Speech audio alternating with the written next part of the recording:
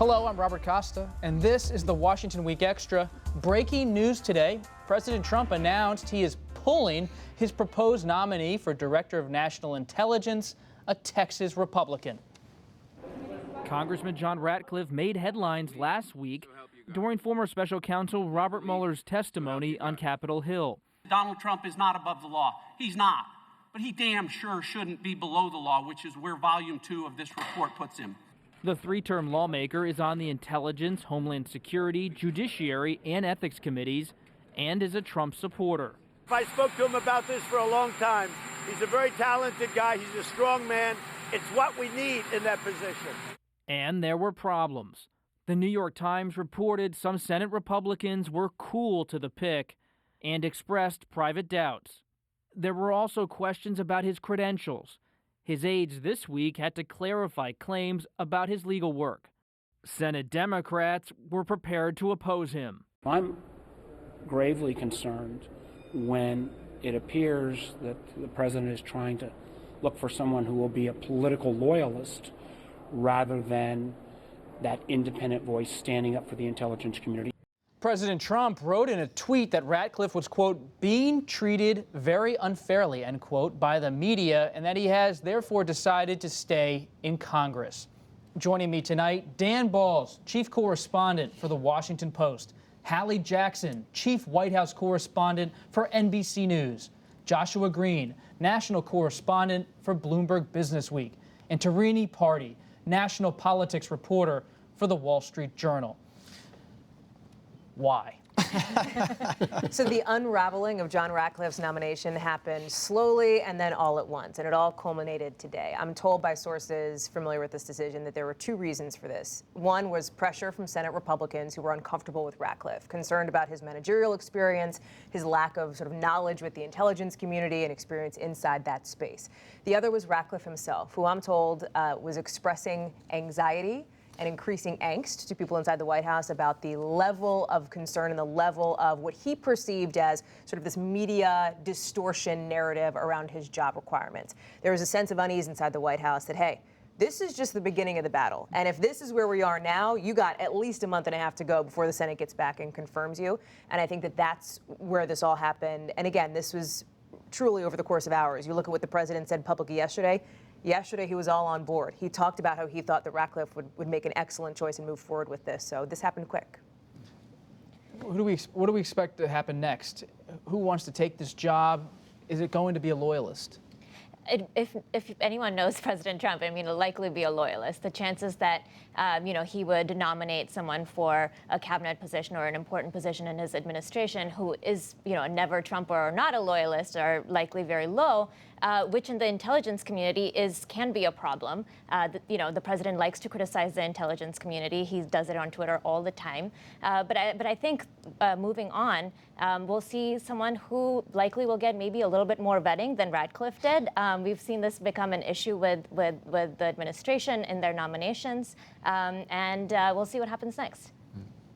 Do we expect the next DNI to accept Russian election interference?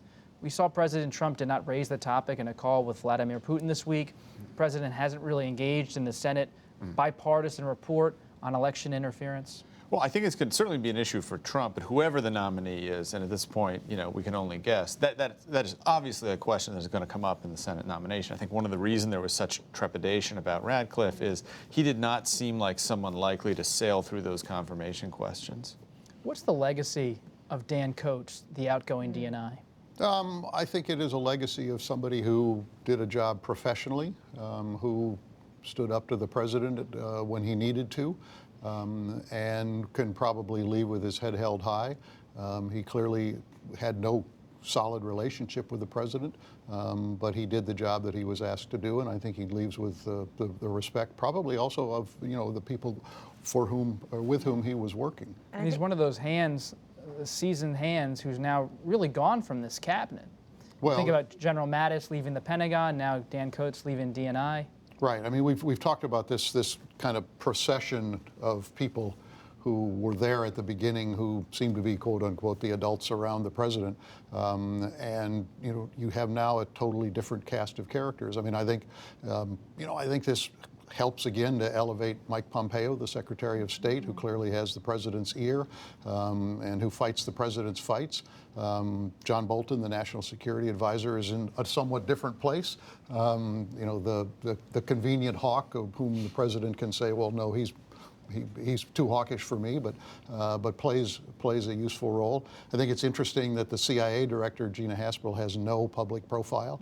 She has kept her head down, very professional in the way she does that. So we'll see what he comes up with in terms of a new DNI. He has 3 people, he says, on his short list, and he says he'll announce it on Monday. As you know, if you've covered this president, we'll see on the timeline.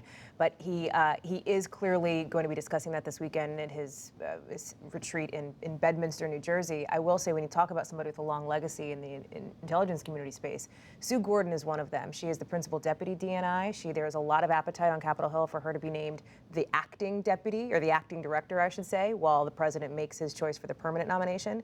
It had been our reporting for the past 24 hours that the president was unlikely to do so. He had a change of heart, because he said to us just hours ago that he liked her and would consider her for the acting position as well. That would do a lot, I think, to relieve some of the concerns that Josh talked about that Republican senators in particular have. And President Trump said to reporters today, sometimes he enjoys when the media vets his own nominees. That was a very interesting comment. I think he also tied it to the fact that it saves him money. So, you know, he doesn't praise reporters very often, so that was an interesting comment from him on that front as well. Yeah, the vetting has been an issue for this administration. They've had a lot of nominations fall through. Vetting is not something that they've taken that seriously, even going back to the transition. So if he wants reporters to do that job for him, I think that's an interesting take. Just to put a number on it, it's 35. Ratcliffe is now the 35th nomination or announced person for a nomination that has fallen through since this administration began, many of them because of concerns over vetting. And given whatever he said about appreciating the vetting that the media does in the tweet in which he announced that Ratcliffe was not going to be the nominee, he said that Ratcliffe was being treated very unfairly by the media. By the lamestream. By the lamestream media, yeah. In the wake of Mueller's testimony, the House passed a bill to bolster election security for 2020. Senate Minority Leader Chuck Schumer of New York then asked Senate Majority Leader Mitch McConnell of Kentucky to pass the measure, but McConnell blocked it. And then he defended his decision. I think it's no accident that the effort to impact the elections in 2018 by the Russians and others was largely a failure. We have passed legislation appropriating up to $300 million. It's not all been spent yet. We're open to any suggestions people may have about how to improve the system. President Trump came to Leader McConnell's defense. McConnell is a man that knows less about Russia and Russian influence than even Donald Trump, and I know nothing.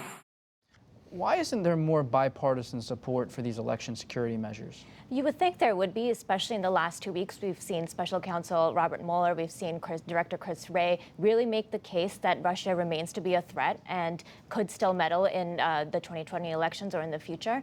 But we're seeing a real resistance from especially Senate Majority Leader Mitch McConnell to take up any of these measures. And I think in part there's, my colleagues and others have reported that the president seems to conflate Russian collusion with Russian meddling in terms of, what we saw in the Mueller report.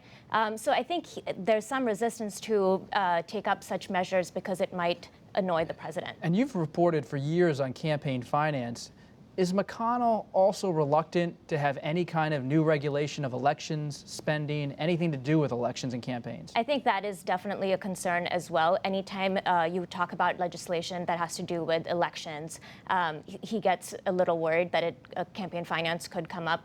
He is very much for unlimited spending. He prefers that. He prefers not disclosing donors' names. Things like that. So he doesn't want any tighter restrictions when it comes to campaign finance. This is something that he and Senator Harry Reid really argued about for a while. So I think that is a valid concern that he has as well. Do the Republicans pay a political price? It's not clear that they do. I mean, the party really, to such an extent, has become a kind of a cult of Trump that issues of Russian collusion are almost automatically discounted by a lot of Republican voters. On the other hand, if you talk to national security officials, there remains a live concern that nothing has been done substantively to address the election interference that we saw last time around. Part of that also, though, is that, and you're right, Josh, it is a live and urgent concern, right? We got an election coming up in a year and a half, and people take that very seriously. Part of it is there are certain things that have been done by the Trump administration, certain concrete steps that have been taken to at least ostensibly go after Russians, for example, for some of these things. What you haven't seen, and this is where I hear a lot of the concern coming from, is the president himself deliver a message of accountability to the Russians on this issue. And so while people that you talk to inside the White House will point to various briefings and things that people have done and this and that and the other, the president hasn't done that. His voice carries weight, and that's where you see some frustration from people who say the president himself needs to come out and be more forceful about that because he's the commander-in-chief. Is it deflating for Democrats so soon after the Mueller testimony to see so little action? I'm not sure Democrats really expected that they were going to get much help from Senator McConnell on something like this. I mean, his position on these kinds of things has been pretty clear. He's been very resistant on almost anything that is passed by the new House Democratic majority. And it's almost as if you would have to create a compromise environment inside the Senate rather than having it come over from the House. So does it make them angry? Yes, it does, because I think that they agree that there is a serious problem, and in one way or another it has to be dealt with. And McConnell was quite angry this week, taking to the Senate floor to defend his reputation after some critics on the left said he was a Russian asset. That was some of the terminology used. It's as angry as we've seen Senator McConnell in a long, long time, and he laid out chapter and verse of all of the things that he said rebut that characterization of him. And yet, didn't move forward with these new plans. And I think one of the things he was objecting to, he's been dubbed Moscow Mitch, I think was the objection by a number of Democrats. That was actually mentioned on the debate stage, I think, by Julian Castro. So I think the kind of Democratic needling has also gotten under his skin a little bit. That's it for this edition of the Washington Week Extra. You can listen wherever you get your podcast or watch on our Washington Week website. While you're online, check out the Washington Weekly News Quiz. I'm Robert Costa. Thanks for joining us. See you next time.